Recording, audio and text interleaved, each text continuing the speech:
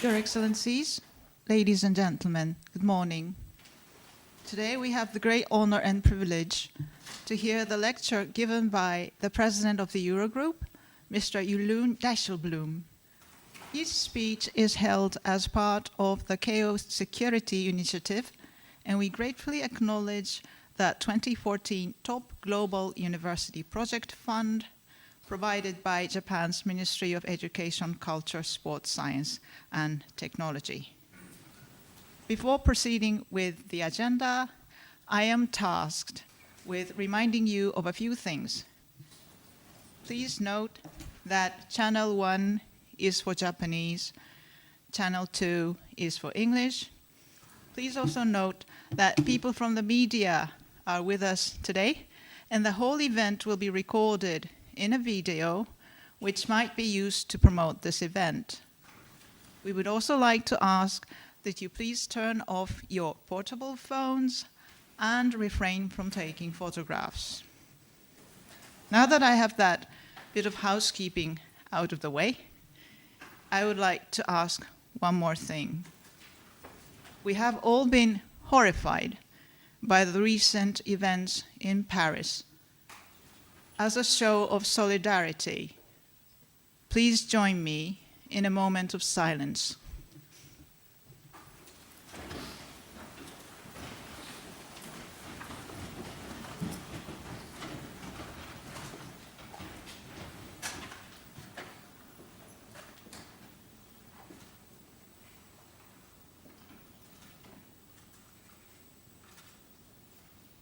Thank you.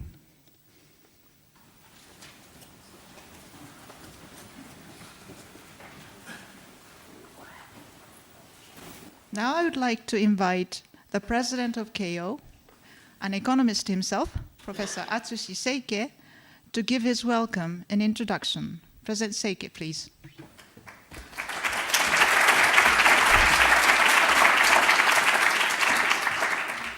Your Excellency, Minister Dijsselbloem, distinguished guests, ladies and gentlemen, good morning and a Happy New Year. It is a great pleasure to welcome our special guest, Minister Eurloon Dijsselbloem. On behalf of the entire community of Keio University, I would like to welcome you to Mita campus and thank you for taking your very busy time to visit us here today. It is a great honor for Keio University to host this lecture by truly distinguished speaker. Minister Dijsselbloem is the current Minister of Finance of the Kingdom of Netherlands.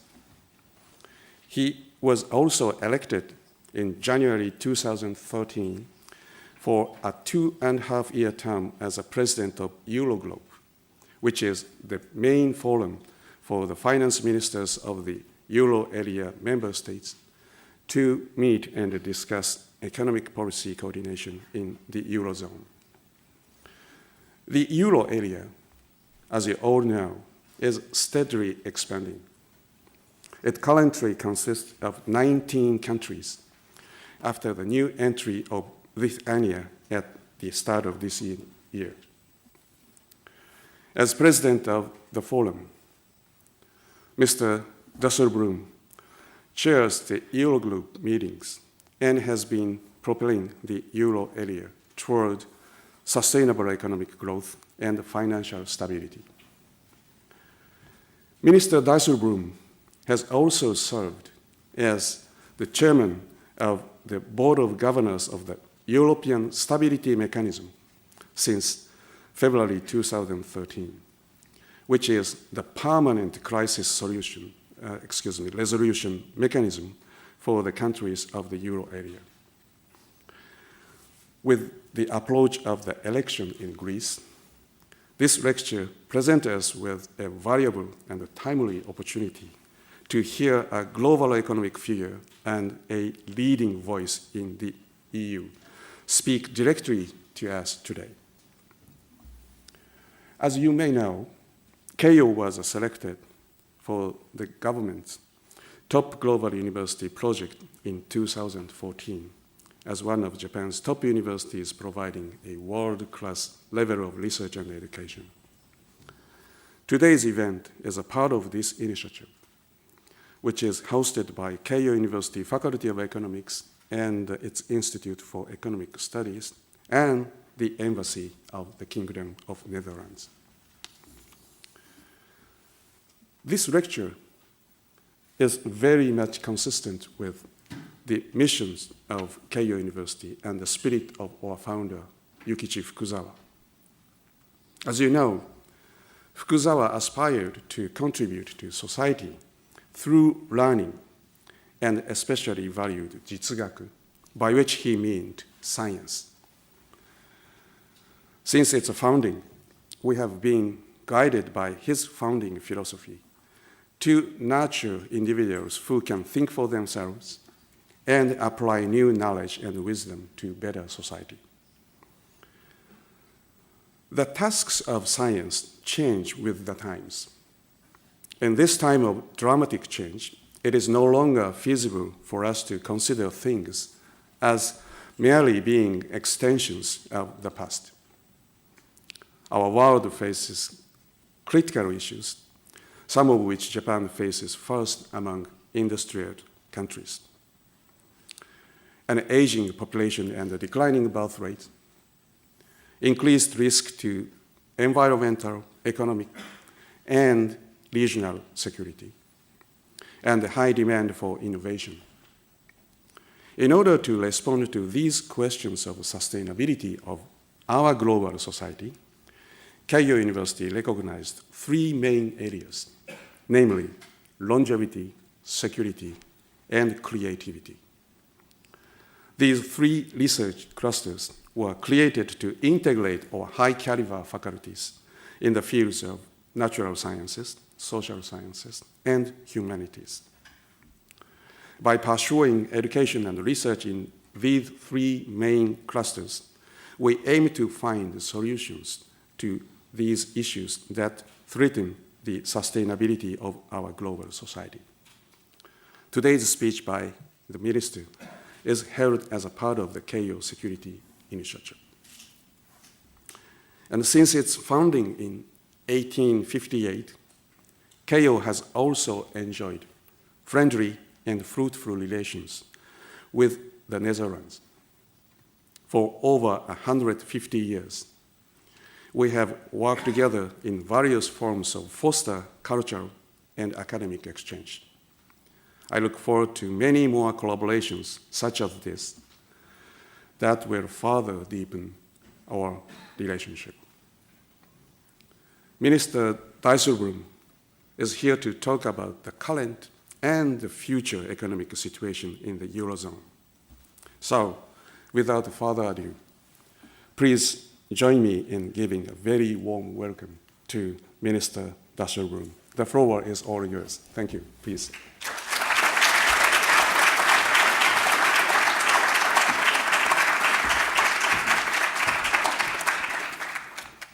Thank you very much, Professor Saiki, Dean Nakamura, Dean Osada, Excellencies, ladies and gentlemen.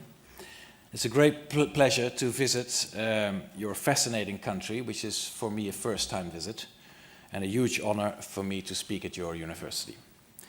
I'd like to thank you, President, Professor Saiki, for this kind invitation. Since its founding in 1858, Keio University has always provided a window to the world. And for me as a Dutchman, it's an inspirational fact that your famous founder, Yukichi Fukuzawa, started this university as a school for Dutch studies. Fukuzawa was a man of the world who not only spoke his languages, but also visited many countries, including France, Germany, Portugal, and my country as well. So I couldn't think of a better and more welcoming place to deliver a speech about Europe than this center of open-mindedness. Fukuzawa lived and worked in a time of great challenge, like we do now. And as Professor Saiki underlines in his mission statement, the greater the change we're dealing with, the more important learning becomes. We are gathered here in the spirit of Yukichi Fukuzawa. We want to learn from each other, scrutinizing both strengths and weaknesses in order to become wiser and stronger. Now, if I had to name one thing I admire in this country, the first that comes to mind is resilience. I'm impressed by the way Nippon is recovering from the devastating earthquake, the subsequent tsunami, and the nuclear disaster that struck your country 4 years ago. It must still take a lot of energy, courage, and willpower to leave the past behind and face the future again. Some time ago, I read an interview with Haruki Murakami, who is possibly, as world-renowned authors tend to be, even more famous abroad than at home. And for us Europeans, Murakami has opened the door to modern life in Japan. And in the interview, he talks about the changes caused by the disasters. And I quote, "The reckoning that comes with losing so much and having to question what matters most." And that is an important question, in times of desperation, but also in times of change. So I recognize what he says when I look at the changes needed in Europe. In Europe, we are facing a new reality which is forcing us to re-evaluate our institutions, our welfare state, our expectations. In short, we need to modernize our economies to achieve sustainable growth. For sustainable growth, the Eurozone needs to regain its competitiveness and its capacity to create jobs. That won't just benefit us, but also this part of the world, because Europe remains one of the most important consumer markets in the world. In sales terms, Europe consists of 500 million people. They have middle-class incomes and are looking for quality goods. EU member countries account for 19% of world imports and exports. This provides potential. Your part of the world and mine both have developed economies with great potential, but we also face similar challenges like an aging population and the need to innovate. So we can benefit from each other through trade and from each other's experience in facing the challenges of our day. To put it simply, we need each other. Let me give you some background information about the Euro area, also known as the Eurozone. It consists of those European Union countries, which have adopted the euro as their currency. The Eurozone currently has 19 member states. As of the 1st of January, Lithuania, our 19th member, joined the Eurozone. Sharing a single currency means that euro area countries must coordinate their economic and fiscal policies closely, much more so than other EU countries. Euro area finance ministers meet every month in the Euro group, and at these meetings we coordinate our policies and take necessary steps to promote financial stability in the euro area. We also discuss on a monthly basis all issues of common concern for the management of the single currency area. Today I would like to discuss with you where the Eurozone stands and what is needed going forward, while taking account of the experiences of Japan. First, let me briefly touch on Japan's experience during its big banking crisis and our very recent experience. Both Japan at the end of the previous century and the euro area quite recently have experienced the impact of a bubble bursting. Both the Japanese and European economies highly dependent on banking system, and both experienced a substantial blow. Both are confronted with the drag on economic growth associated with the restoration of balance sheets, a necessary and lengthy process. While some aspects of our experiences are indeed similar, there are also important differences. I would argue that the most important differences lie in the underlying structural problems. In Europe, the crisis revealed a number of structural weaknesses in our economies and in the governance of our currency union. Our crisis response has focused on addressing these shortcomings. First, the crisis revealed weaknesses in European supervision of banks, and these have been vigorously addressed. The creation of a banking union has been a key achievement in restoring our banking sector to health. To start with, common European supervision has been established. The European Central Bank exercises direct or indirect supervision over all European area, euro area banks. And this enables us to apply the same standards to all banks and reflect the fact that many banks operate across European borders. We've also created a European resolution mechanism in case a bank gets in trouble. This provides clarity on what happens if a bank fails and prevents bank problems from infecting sovereigns and vice versa. This reduces risks for governments and taxpayers. Finally, only 2 months ago, the European Central Bank completed a comprehensive assessment of the 130 systemically relevant banks under its direct supervision. These large banks have undergone an asset quality review and a stress test, and over the coming months, banks will have to improve their balance sheets where necessary. This thorough exercise has fostered transparency about the condition that our banks are in, and it's generated confidence that the European banking sector is getting stronger. Second, euro area countries have been under pressure to get public finances back in order. And this differs from the Japanese experience. Since the mid-90s, Japanese fiscal policy has been highly supportive. As a result of more than 2 decades of substantial deficits, Japan's public debt ranks highest among developed economies. Low interest rates and the fact that the debt is mostly domestically held have enabled Japan to sustain this approach. Now, the situation in the euro area is very different. Financial stability has been at risk. With the costs of financing rising quickly, several euro area countries experienced huge pressure to put their public finances once again on a sustainable path. The crisis also revealed shortcomings in European rules and frameworks of the governing fiscal policy. So, from the moment the crisis started, the sustainability of public finances was tackled with great urgency. We have pursued a strategy of strengthened fiscal discipline and budgetary consolidation. We tightened our budgetary rules. We created a mechanism for monitoring possible macroeconomic imbalances, and we strengthened the European Commission's role in this surveillance process.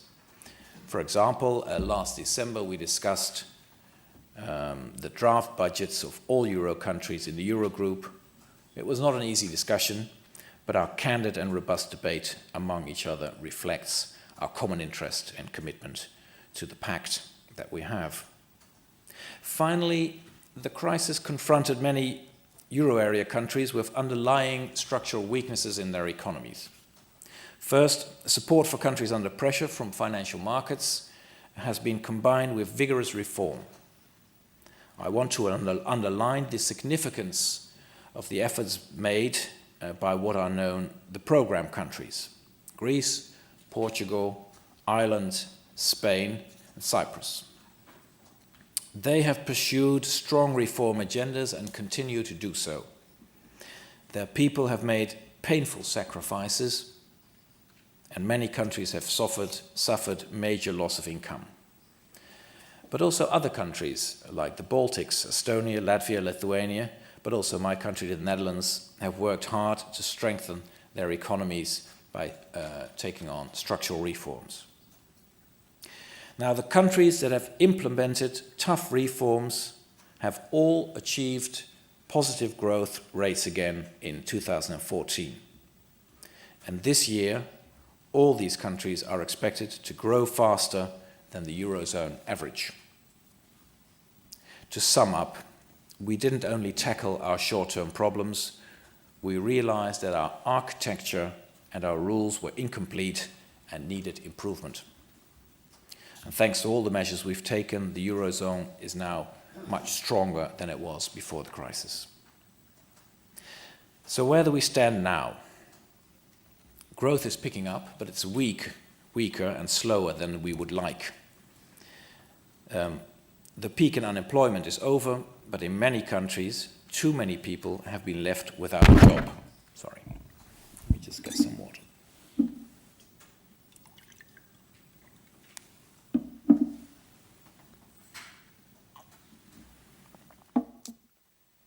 The peak in unemployment is over, but in many countries, too many people have been left without a job. Inflation remains subdued, and in some euro area economies, prices have fallen. This is another area where Japan and the euro area are often compared. Commentators regularly wonder whether the euro area will experience a lost decade, like the years of low growth, rising debt, and falling prices in Japan. On this point, I would say first that Japan's experience should be put in perspective. Japan's mild deflation hardly played any role in Japan's debt dynamics. Public debt rose, but as a result of government spending, not deflation. So concerns over a negative debt deflation spiral may be unfounded. Secondly, while growth was moderate, this was mainly caused by Japan's shrinking population. In per capita terms, growth held up relatively well. The euro area differs from Japan when it comes to the causes of low inflation. Low food and energy prices play a large role. Prices are also affected by both demand and supply side dynamics. It's very difficult to distinguish between the two, but a number of euro area countries have implemented serious reform agendas, and higher productivity and relative price adjustments may cause prices to fall. At the same time, they make these economies stronger and more competitive. Spain is a strong example of this. In itself, the necessary and successful effort made by a number of euro area countries to gain lost ground is a positive development. At the same time, we're not done yet. The euro area needs a comprehensive growth strategy. We need strong and coherent policies in all relevant policy areas, sound monetary and fiscal policy, high-quality investments, and ambitious structural reforms. And we need to connect these different policy strands. Let me start with the support provided by the ECB monetary policy. Like many other central banks, including the Bank of Japan, the ECB is confronted with the zero lower bound. And in response, and in the context of the weak euro area economy, it has resorted to unconventional measures. These days, monetary policy, and quantitative easing in particular, is a topic of lively debate. One point to make is that monetary measures will only be effective in combination with sound policy in other areas. It doesn't take politicians off the hook. We want the liquidity provided by the ECB to finance productive investments in the real economy instead of creating bubbles. This means that we have to take the right structural measures as well.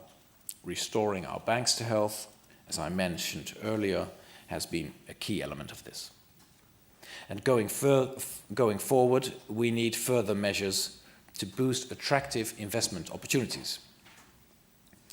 Also, beside monetary policy, we need sound fiscal policies. From the moment the crisis started, the sustainability of public finances was tackled with great urgency. We have pursued a strategy of stronger fiscal discipline and budgetary consolidation. And with an eye to our aging continent and keeping our social security system future-proof, healthy public finances remains a top priority. In this context, our set of common budgetary rules, the so-called Stability and Growth Pact, is key. The pact is a rule-based framework for the coordination of national fiscal policies. It imposes fiscal discipline with limits on budget deficits and debt, and it functions as an anchor of confidence. Confidence among Euro countries and confidence for the financial markets. And all countries, large and small, should abide by these rules. The third element of our coherent policy mix is investments. Investment levels across Euro are too low and must be raised. In November, the new European Commission presented a 315 billion euro private and public investment program, the equivalent to about 45 trillion yen. This plan has three pillars. It mobilizes capital for investment through a European Fund for Strategic Investments. It brings together viable investment projects and private and public financing, and it contains measures to strengthen our investment climate. This includes better regulation, the development of capital markets, capital market union, and completion of the internal market in Europe. In particular, the digital agenda and energy grids offer opportunity for new investments. So we need to increase investment in Europe, and most of the increase has to come from private sources. To achieve this, we need to attract private investors. And companies' confidence in our growth potential will increase if we rigorously implement ambitious structural reforms at both the European and national level.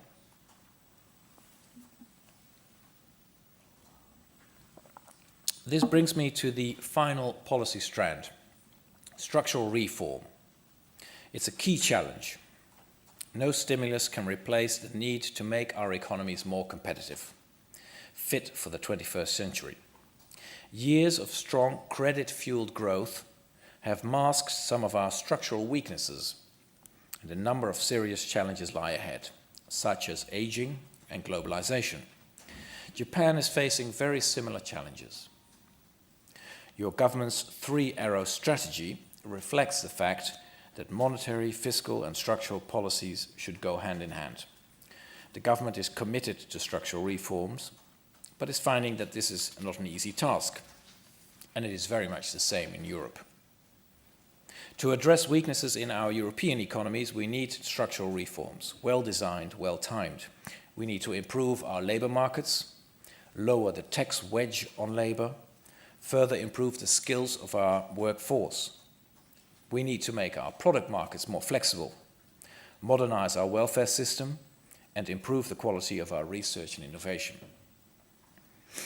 That's why we need to focus on what we have already achieved and on the potential benefits that still lie ahead. In its Going for Growth report, the OECD presents the achievements of reform in Europe over the last 2 years. It shows that Greece, Italy, and Spain have reduced regulatory barriers to competition. Ireland and Slovakia have strengthened research and development and innovation incentives. Countries like France, Italy, the Netherlands, Portugal have reduced their problems in the labor markets. And so I could continue. But we're not there yet. Take, for instance, the problem of protected sectors and professions. The European Commission has identified no fewer than 4,700 regulated professions in EU countries. Some of these make sense, such as medical specialists. You don't want everyone to say that he's a medical specialist. But others make much less sense, like golf instructors or even second-hand car salesmen. So this is an issue we really must address. Other issues include the age of retirement and dealing with the costs of healthcare in many European countries, an issue of concern. Implementing the right reforms can boost growth. The OECD has calculated that adopting best practices in labor and product markets could increase the Eurozone's output by more than 6 percentage points over 10 years' time. And in the Eurogroup, we like to say, let's use this potential. In Europe, but also in Japan, concerns about the fragile state of the economy are having a big impact on the discussion about structural reforms. For the euro area, a number of reforms measures will not only strengthen our potential growth, but may also increase demand in the short run. It's a myth that the impact of reform is only felt in the distant future. For example, measures to improve the tax system, reduce red tape, and allow regulatory barriers have an immediate impact. They can spur investments in both the short and the long term.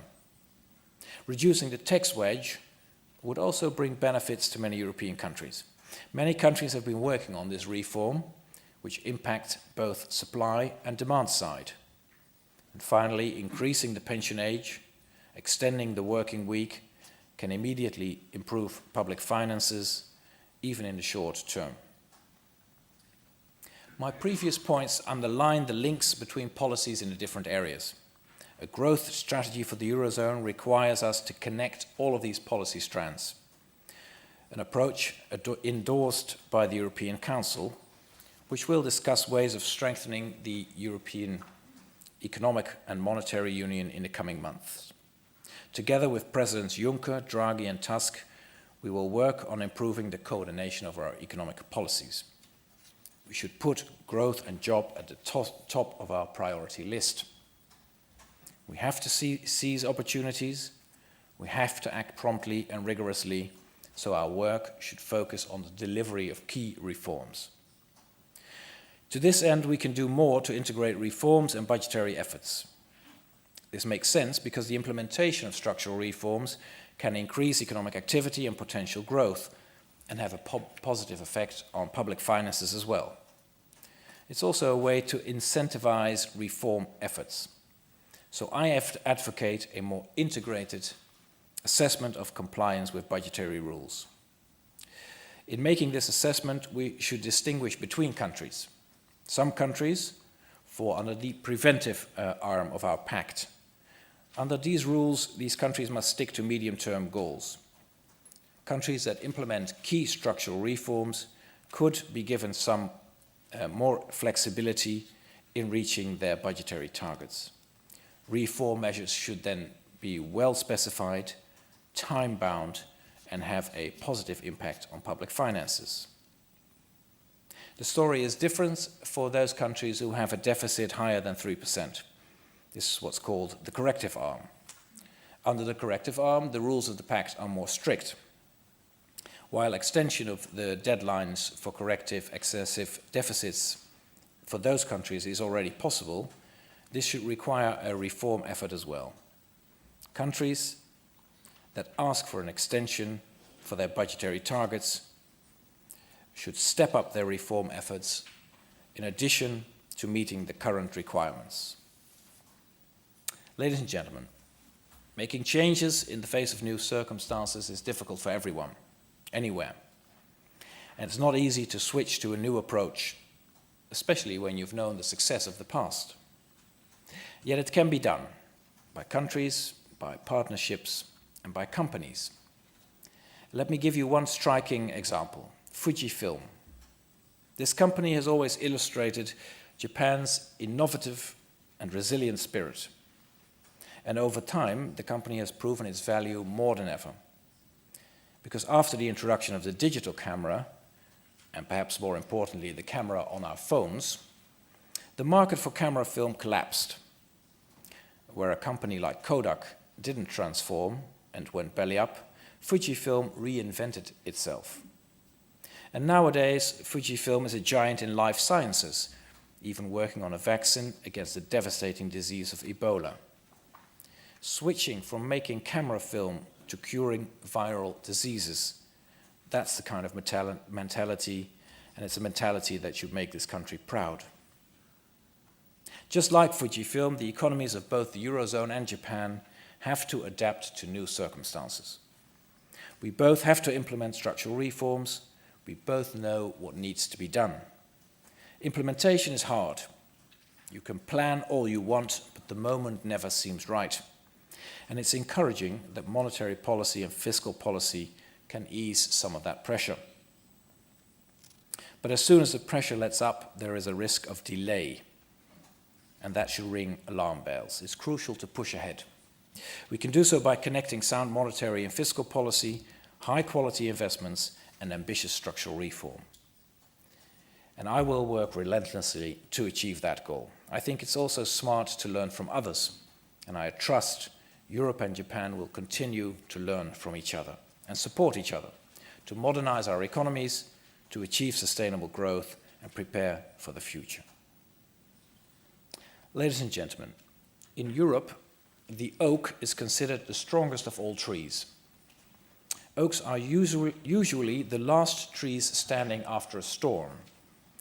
But if the storm becomes a typhoon, even the mighty oak might fall.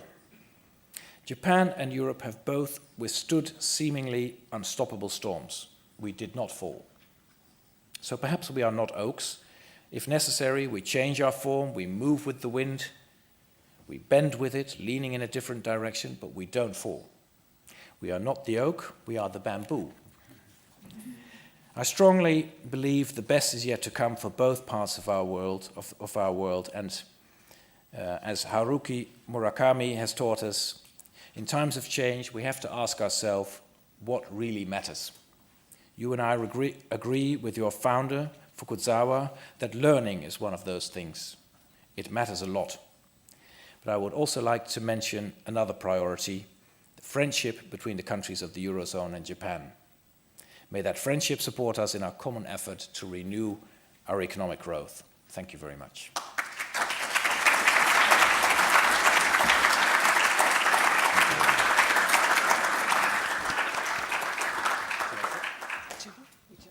you like to stay there or sit down? I'll sit down. Okay.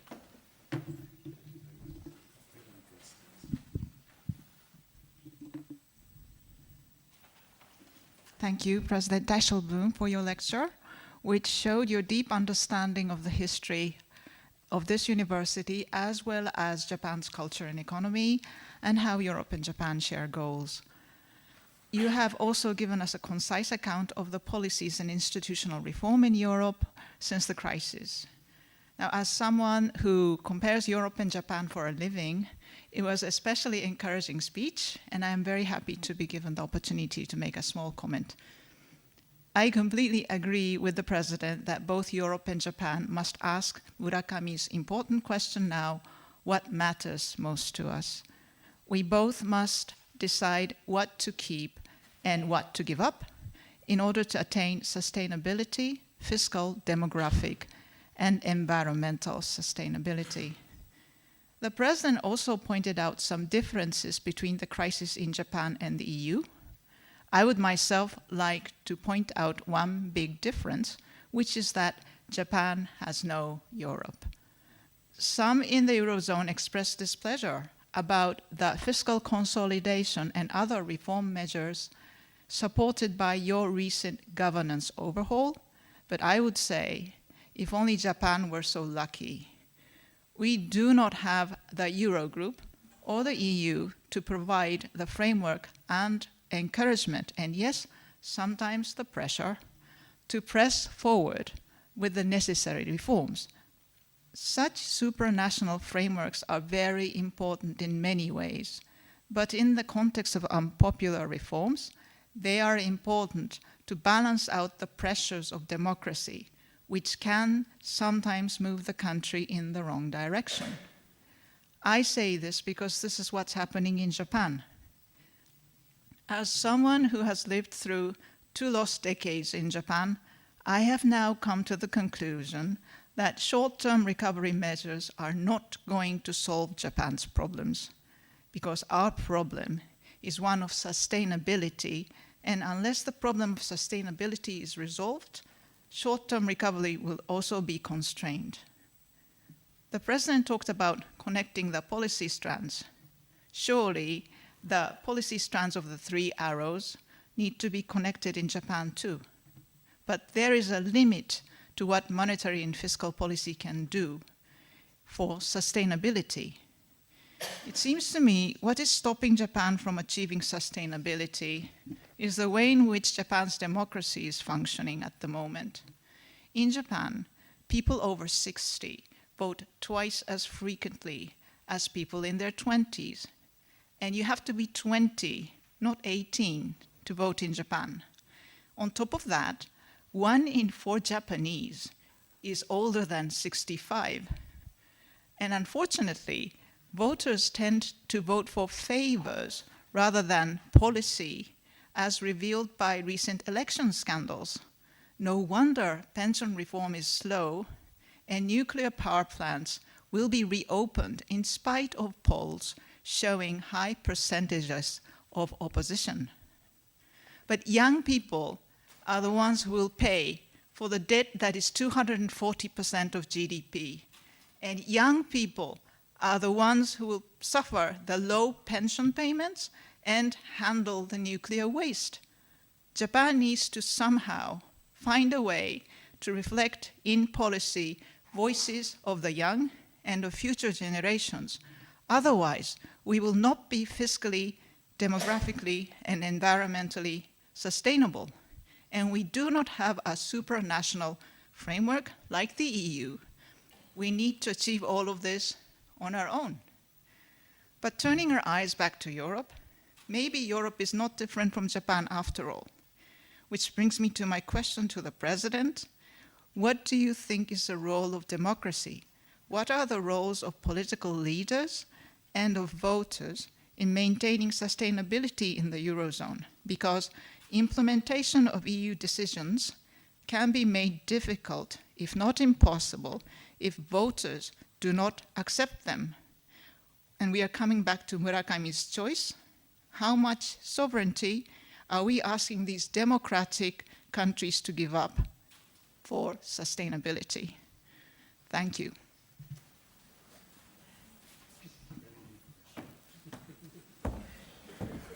Thank you very much. And thank you very much for your reaction, which I thought was very interesting, especially the emphasis that you put on the interest of the younger generation and how their interest, their long-term interest, is preserved in what we do today. And I think that is the responsibility of all politicians in any country, not just to take into account today's interests of today's generations, but also future generations. And I think that brings me to how to do this in a democratic way. Forced by the crisis and by the lack of confidence in financial markets, etc., countries have had to take drastic measures, which under normal circumstances would not have been supported democratically. And yet in period of crisis, you sometimes have to take steps immediately to put right your budgets, to regain confidence, to take some measures which revitalize your economy. I think that European voters have been very patient, very patient. And it's been difficult, of course, to explain some of these tough measures that were necessary. But European voters, like Japanese voters, will also at one point ask for results. They need to see the end of this difficult time. They need to see the light at the end of the tunnel. Now, in a lot of countries, that light is beginning to appear. Economic growth is returning, low still, weak, but it's returning. Unemployment is starting to go down, but the offers asked of our electorate have been great. Now, I don't believe in politicians who will tell you, vote for me and I will turn back the clock and make everything the way it was before the crisis. And I would like to say to the electorate, certainly in our countries, in Europe, please don't believe those politicians. It's impossible. We had in a number of countries a standard of living which was not sustainable. A welfare state widened and larger than we could afford. So we have to do two things. We have to become more competitive, and that sometimes asks difficult, unpopular measures, and at the same time maintain the social system that we have, but in a more sustainable, future-friendly way. We have to address the issue of the pension system, we have to address the issue of the costs of healthcare. Europe is an aging continent, etc. We have to open up our markets, create business opportunities, we have to cut red tape, etc. I think that what Europe needs is politicians that are a little more brave, that confront also and not just promise. Some politicians always make the mistake, think that they have to promise people things. But you also sometimes have to confront the electorate in saying, look, this is where we are, this is our situation. I think it's possible to go there, to have that economic recovery, to return to growth, and at the same time maintain and modernize our social welfare system. But to get there, we'd have to take some steps. And that's the honest story. So my answer is, let's not be worried about democracy. Let's not be worried about elections in whatever country. Let's continue this reform path to modernize Europe and become more competitive. And I would certainly hope, and this is a message I'm giving to European politicians, maybe it's also for Japanese politicians interesting, be fair and be honest about the difficult steps that you have to take. There is a perspective, but it takes sometimes difficult decisions. And I think we have to take our voters serious. And I do. So that will be my answer.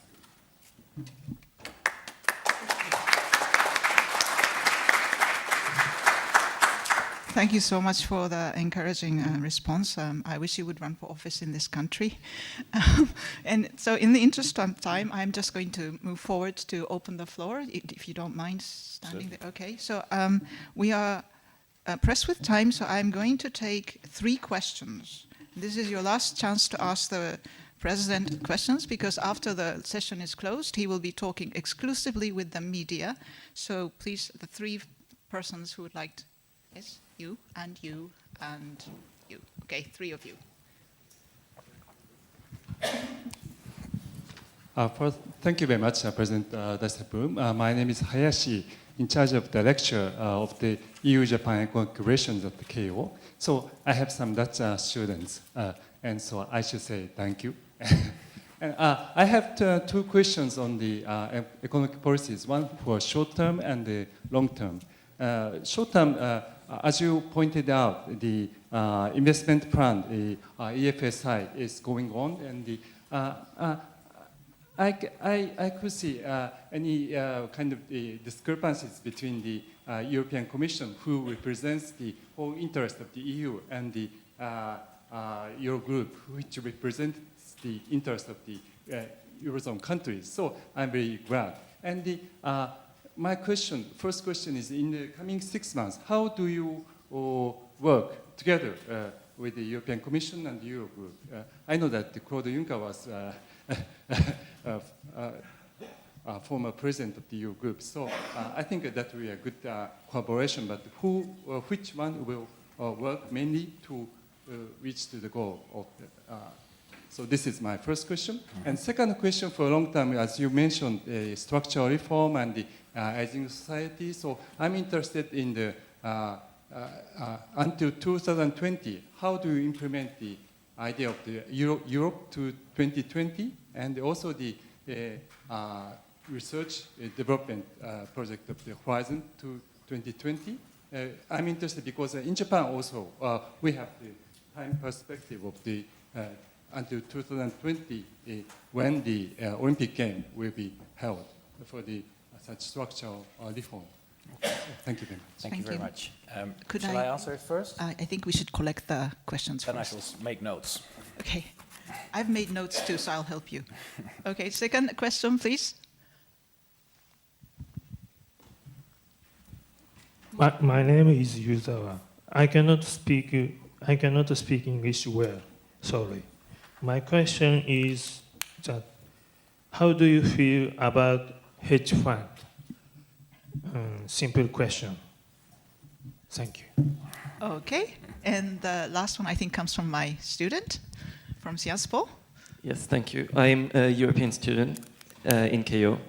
And my question is, as you mentioned, elections are coming in Greece, and the far-left party Syriza has been given winner of the elections and could be elected to rule over the country. What would be, and some of its leaders have been heard saying that they would refuse to keep implementing structural reforms in the country. What would be the reaction of the Eurogroup to a democratic refusal to commit with structural efforts in a country of the Eurozone? Are you okay with the first? Yep. Okay. I wrote them all down. Thank you. The first question is about the relation and who does what within Europe. Europe has, certainly looking at it from the outside, quite complex institutions. But we have within the European Union a group of 19 who have the euro as a currency, and they have a stronger commitment to each other. They work together very closely in economic terms, in terms of fiscal policies, etc. And that's why we have the Eurogroup. Now, the Commission has very important responsibilities which have also been put in legislation, and the Commission, for example, assesses whether we stick to our own rules. Some of the rules are for all of Europe, and on top of that, the 19 Euro countries have even more commitments to each other. And the Commission, the European Commission, also makes sure that we abide by these rules. So the Commission is always part of our meetings. 2 commissioners join every meeting of the Eurogroup, and they advise us, and they say, well, most of you have stuck to the rules, but some of you have to do more. And then we discuss that among each other, we pressurize colleagues to do more, or we discuss it with the Commission, etc. So there's a very strong cooperation. Also, the Commission, of course, has the possibility to take initiatives. The Juncker plan, the investment plan, was an initiative by the new Commission. And it is discussed in this case because it has to do with all of the European countries. It is discussed in the ECOFIN, where all the European finance ministers meet. So this works very, very well. We have a close cooperation. You also asked about EU 2020 and the research initiatives. My point always is that we tend to discuss, when we talk about budgetary policy, fiscal policy, we only talk about the little extra or the little less. We always talk about the marginal side of the budget. But within that budget, there are major choices to be made. And I think major choices that we have to make is to make sure that we invest much more in research and development and in education. We've been quite determined in my country throughout the crisis to keep the investment levels in education and research at the same level. Actually, we've increased it a little, even over the course of the crisis years. But in some countries, they have not made that choice, and the spending on education and research has dropped.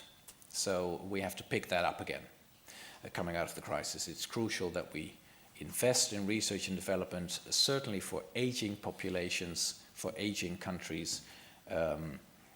Productivity and investing in innovation is crucial. Then there was a very brief question about hedge funds. How do I feel about hedge funds? Sometimes they do very good work. Sometimes companies are unable to restructure and modernize themselves, and the hedge fund makes sure that it happens. And sometimes they have a very destructive role. Their influence at the moment is a lot less than it was 10 years ago. Some of the Dutch pension funds are now actually no longer using hedge funds because of the results. The hedge funds have not done so well over the last year. Finally, on Greece, this is of course a big issue at the moment in Europe. The Greeks are having an early election on the 25th of January. I cannot guess who is going to win the election. I think that we stand ready, as a Eurogroup stands ready to work with whoever is the new government. The current program, what we call the second Greek program, has been lengthened a little. It now expires on the 1st of March, which means that before the 1st of March, we have to talk to the new government, whomever it is. We have to talk to them about the finalization of this program and what happens next. We've already discussed some possibilities, and of course it matters whom you talk to. So it will depend who is the new government on how the talks will take place. But there is a clear understanding within the Eurozone. If a country requires support, we are ready to give that support, but it will be on conditions. And the conditions are not to punish a country, and conditions are not to make it even more difficult, but the conditions have one aim only, and that is to allow a country to become economically and financially independent again. And Greece has done a lot of work, will have to do more to become a competitive country, a competitive economy. So whomever is the new government, they still have to make sure that as soon as possible, Greece is once again financially independent, able to finance itself. And therefore, the honest story to the electorate, also in Greece, would be, look, these are my plans, and I will also tell you how I finance them. Because that's crucial. for any politician. It's not just about promises, it's also about how to get there. And that would also be true for Greece. So to all Greek politicians, I hope they have a wonderful campaign, I hope they have a fair election, but also to be fair about how to get there, how to finance your plans, how to make those true. From the Eurogroup perspective, whoever wins the elections, we will work with them and maintain the Eurozone intact. Because that is, any speculation about Brexit is completely off limits as far as I'm concerned. We, all of our countries, have put a lot of political and economic capital in the economic recovery and maintaining in that process the Eurozone intact. And that's what we will do in the future. I'm absolutely determined there. Thank you very much, President Dijsselbloem. Thank you.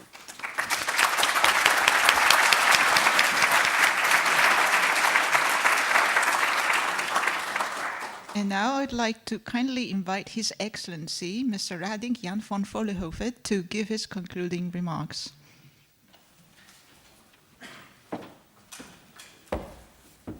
President Saike, colleagues and Minister, I will be very brief because much has been said already. I will not attempt to summarize what the Minister has said, but let me mention a few striking points. Number one, the Eurozone is now stronger than it was before the crisis. Much progress has been made and will still be made. Two, Europe is working on a comprehensive, coherent growth strategy, sound monetary policy, sound fiscal policy, high-quality investment, and ambitious and well-designed smart structural reforms. Three, what I picked up from the speech, healthy public finances remain a top priority for obvious reasons, and implementing effective structural reforms are a key challenge for all of us that will continue to be pursued.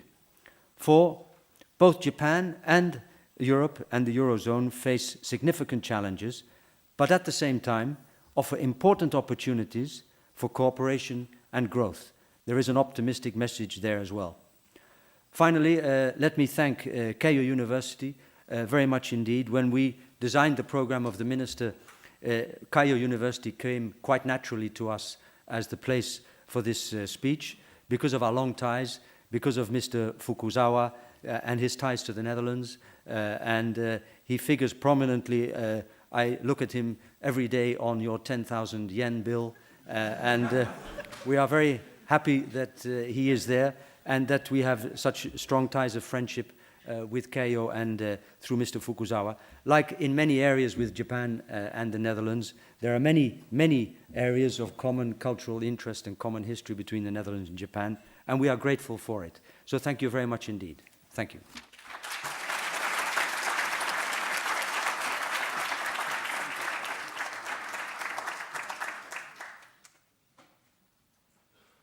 Thank you very much, Your Excellency.